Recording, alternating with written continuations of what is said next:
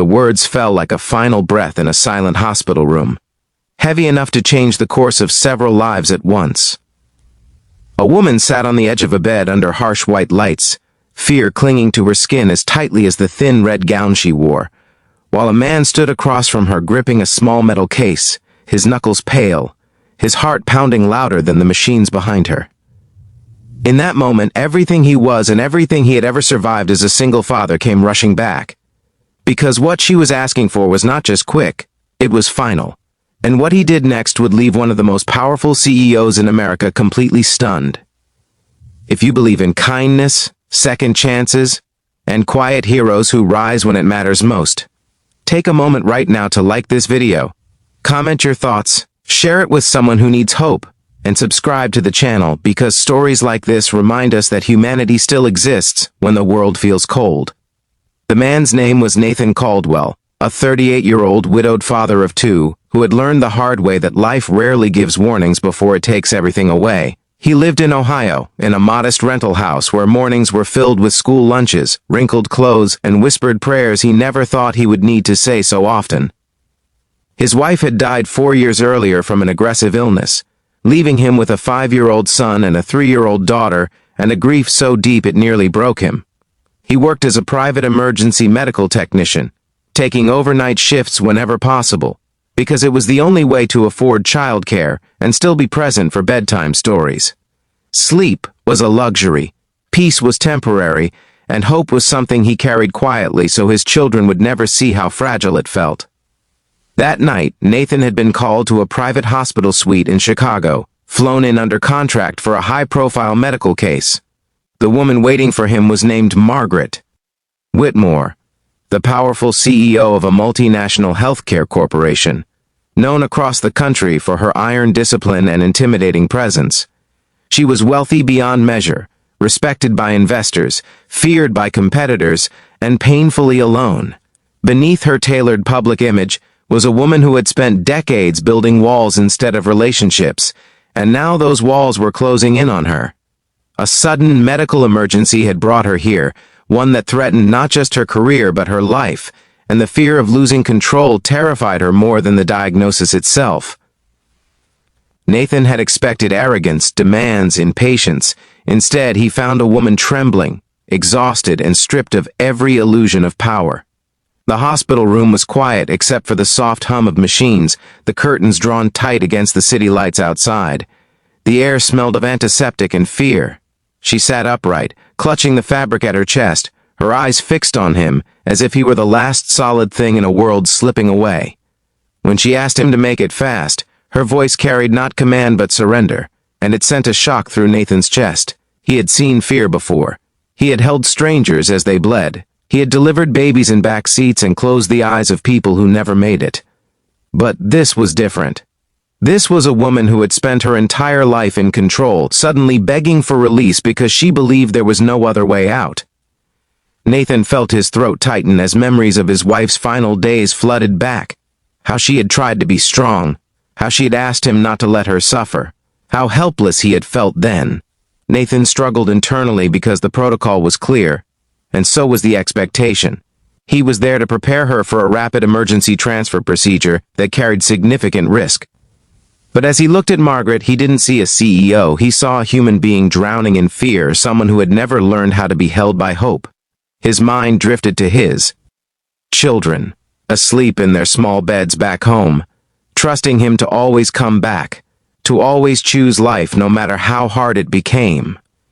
In that instant, Nathan made a decision that went beyond training, beyond fear of consequences, beyond the invisible line separating obedience from compassion.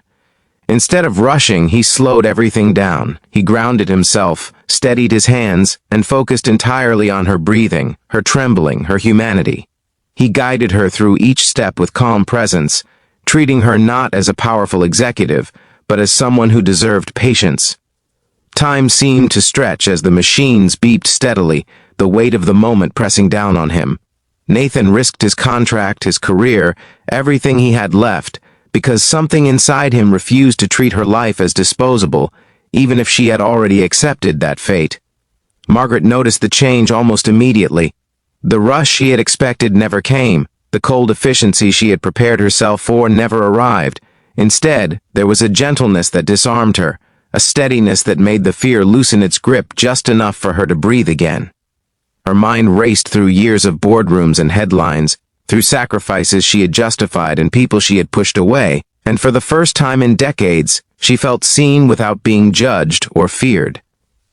The procedure took longer than planned, but it succeeded.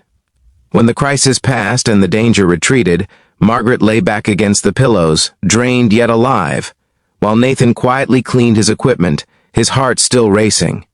He expected reprimand, maybe termination, maybe legal consequences. He had broken the unspoken rule of efficiency over empathy, especially with someone as influential as her. What he did not expect was for Margaret to request his presence again the following morning. When dawn came, sunlight spilled into the room, revealing a different woman than the one from the night before. Margaret looked smaller, somehow less armored. She asked about Nathan's life, his children, his late wife. He spoke honestly, not dramatically, but with the quiet strength of someone who had survived things he never wanted to be strong enough to endure. As he talked about bedtime prayers and packed lunches and the fear of not being enough, something shifted inside her.